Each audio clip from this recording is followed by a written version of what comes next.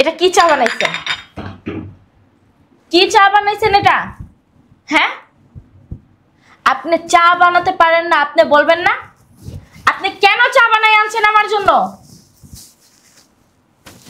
সমস্যা কি আপনার? আর আপনাকে স্যার চাকরি দিছে? হ্যাঁ, আপনি আমাকে একবারও জানাইছেন? ম্যাডাম, গরম চাটা আমার গায়ে মারলেন না। বিয়াদব, মুখে মুখে তর্ক করো। হ্যাঁ, তুমি জানো আমি কে? আমি চাইলে না এই মুহূর্তে তোমার চাকরি খাইয়া দিতে পারি। আপনি কি সবার সাথে এরকম করেন? যে আমার সাথে বেয়াদবি করে আমি তার সাথে বেয়াদবি করি। মানে টোটাল স্টাফদের সাথে আপনি এরকম? আবার মুখে মুখে তর্ক করছ। আপনি কথায় কথায় আমার গায়ে হাত তুলতেছেন কেন? কি করবে? হ্যাঁ, বয়সে কিন্তু আমি আপনার বাবার তুল্য। বয়সে বাবার তুলো, তার জন্য জুতাটা নিয়ে নেই, নাইলে জুতা দিয়া পিটাইতাম। ও তাহলে জুতা দিয়েই মারতেন? জুতা দিয়েই মারতাম। তাহলে অনেককে মারেন নাকি এভাবে? যে আমার সাথে বললাম না বেয়াদবি করলে সে জুতার বাড়ি খাবে। যেমন কর্ম তেমন ফল। তুই যে চাটা বানাই আনছস, এটা উচিত ছিল কি জানোস? জুতা দিয়া বাইরানের, কিন্তু বয়স্ক দেখা জুতা দিয়ার বাইরান না। তুই কিভাবে এই অফিসে জব করস আমিও দেখা নেব।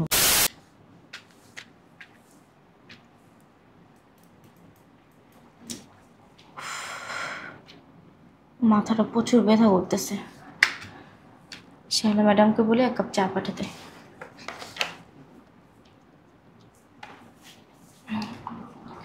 ওয়ালাইকুম আসসালাম। শায়লা ম্যাডাম, পিয়নকে বলেন আমার জন্য এক কাপ চা নিয়ে আসতে। ওকে।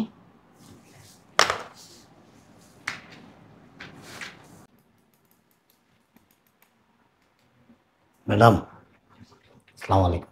ওয়ালাইকুম আসসালাম। এই আপনার চা। সরি, আপনি কে? আমি নতুন কাজ নিয়েছি এখানে। আপনি নতুন কাজ নিয়েছেন মানে? মানে আমি এখানে চাকরি নিয়েছি। আপনি অফিসে জব নিয়েছেন? জি জি। আপনি এই অফিসে চাকরি করেন? কই, আমি তো এমন কেউ চাকরি দিই নাই। আর আপনি এখানে ডিউটিও করতেছেন, ব্যাপার কি? আপনাকে কে চাকরি দিছে? আমাকে আশরাফ সাহেব চাকরি দিছে। এটা কি চা বানাইছেন? কি চা বানাইছেন এটা?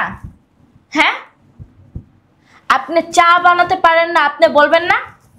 আপনি কেন চা বানাই আনছেন আমার জন্য? সমস্যা কি আপনার? আর আপনাকে স্যার চাকরি দিছে?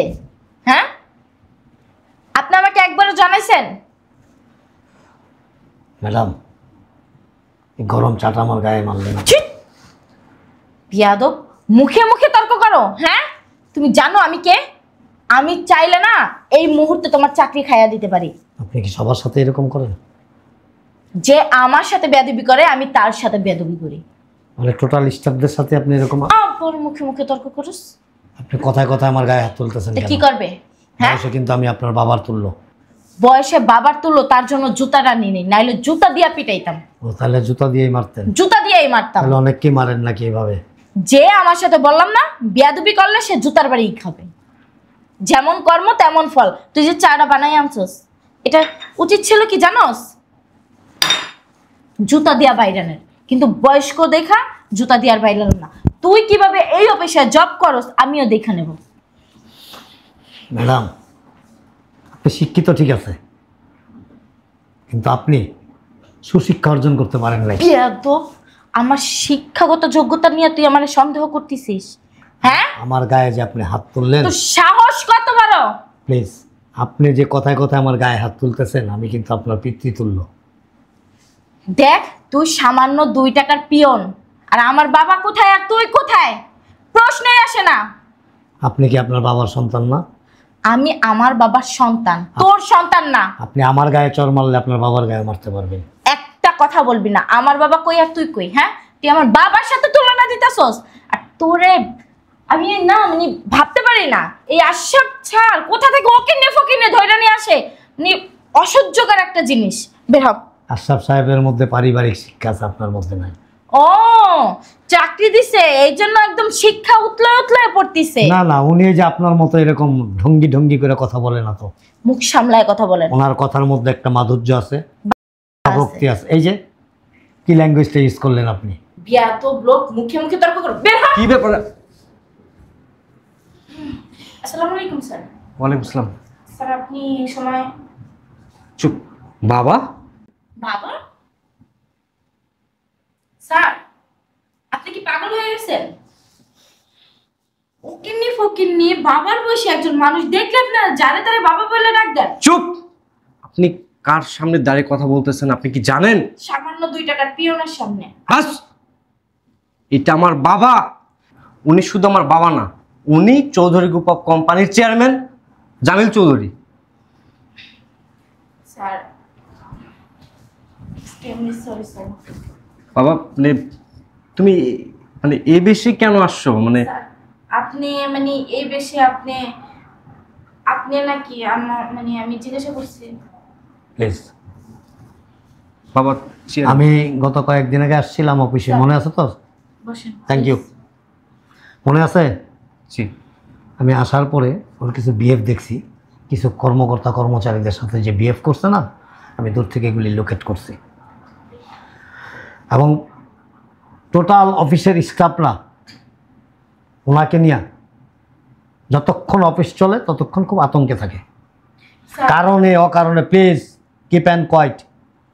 কারণে অকারণে সব সময় 4টার সাথে উনি যে রাব বিহেভ করে, প্রত্যেকটা লোক প্রত্যেকটা স্টাফ এখানকার অতিষ্ঠ হয়ে গেছে।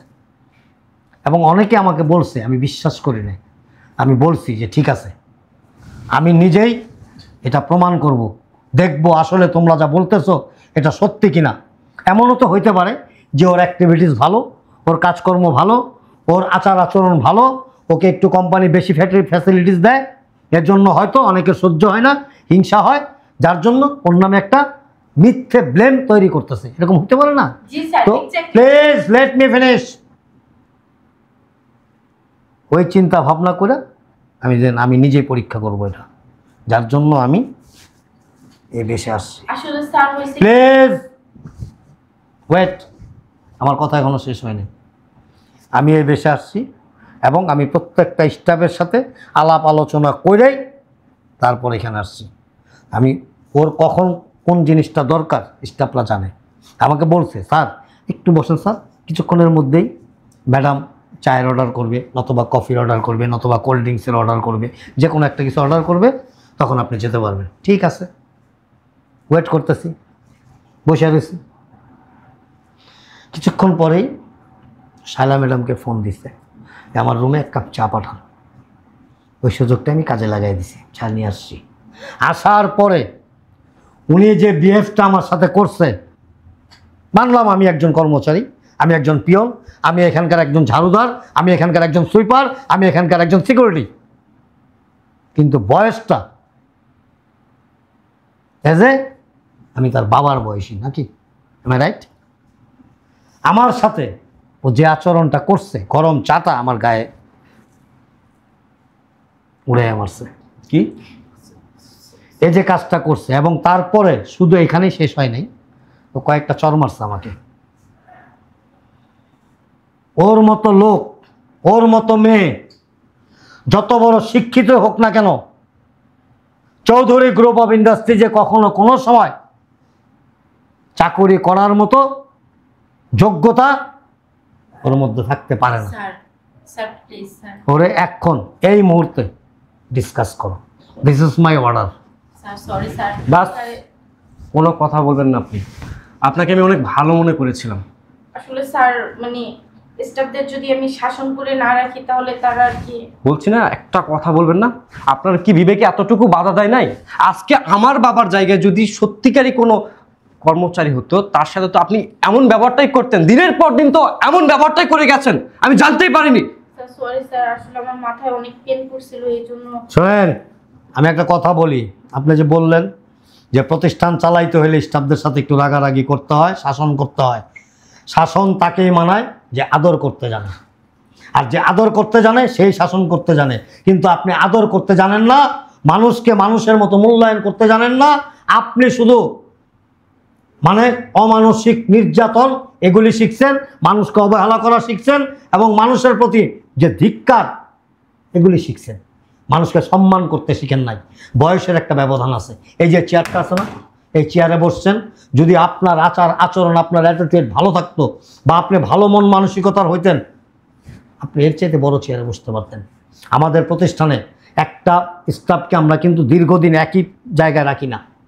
তার কর্মদক্ষতার উপরে তাকে আস্তে আস্তে প্রমোশন দেই, সে আস্তে আস্তে উপরে ওঠে, তার স্যালারি বাড়ে, তার ইত্যাদি ফ্যাসিলিটিস অনেক কিছু বাড়তে থাকে। এই প্রতিষ্ঠানটা এভাবেই চলতেছে। আপনার মতো অমানুষ এই প্রতিষ্ঠানের দ্বিতীয়টা নাই। Sir sorry sir. Extremely sorry, please আপনি আসতে পারেন। স্যার আমি বুঝতে পারিনি, প্লিজ স্যার। শুনুন, আপনি একটা কথা বলে দিই, এখন থেকে মানুষকে সম্মান দেওয়ার চেষ্টা করবেন। মানুষের পোশাক দেখে মানুষকে জাজমেন্ট করবেন না। মানুষকে জাজমেন্ট করবেন তার বিহেভ দেখে, তার আচরণ দেখে। আজকে যদি বাবা এই ছদ্মবেশে না আসতো, আমরা তো আপনার এই আসল রূপটা, আসল চরিত্রটাই ধরতে পারতাম না। অনেক হয়েছে, এভাবে তো চলতে পারে না। আজকের পর থেকে আমাদের অফিসে আর আপনার চাকরি নেই। Sir please sir. একজন স্টাফ আছে, দেখাতে পারবেন আপনি আমাকে? একজন, অনলি ওয়ান, একজন স্টাফ আপনি আমাকে দেখান যে স্টাফটা আপনাকে মন থেকে পছন্দ করে, যে স্টাফটা আপনাকে মন থেকে ভালোবাসে, যে স্টাফটার প্রতি আপনার প্রতি যে স্টাফটার সহানুভূতি আছে। একজনও না, একজনও না। আপনার আচরণ এমন, এই চেয়ারের পাওয়ারে আপনি মানুষকে মানুষই মনে করেন না কেন? Why? Tell me now please. আসলে স্যার আমার ভুল হয়ে গেছে। সরি, এটাকে ভুল বলে না।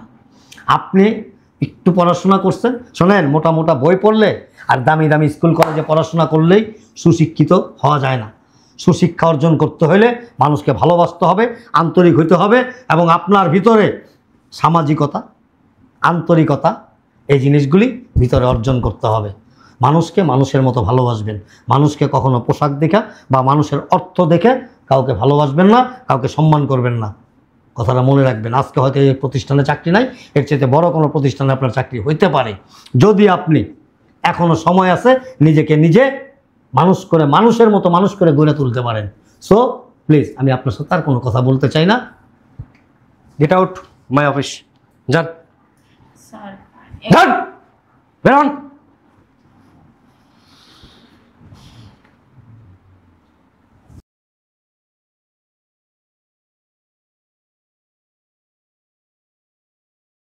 আসলে কি আশরাফ, আমাদের সমাজে এমন কিছু মানুষ আছে, তারা কোত্থেকে আসছে, কোথার থেকে উঠে আসছে, কি ছিল, এখন কোথায় আছে, এটার জন্য শুকরিয়া আদায় করে না। তাদের ভিতরে একটা ভাব চলে আসে, আর এই ভাবটাই একদিন তার পতন ঘটায়। আমি এরকম বহু দেখছি, আমার এই বয়সে আমি অনেক দেখছি।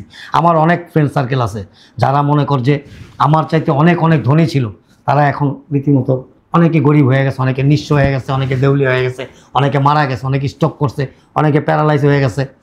তাদের ভাব, যে ভাব গাম্ভীর্যতা ছিল, অহংকার ছিল, এই অহংকারে তাদেরকে পতন করে দিছে।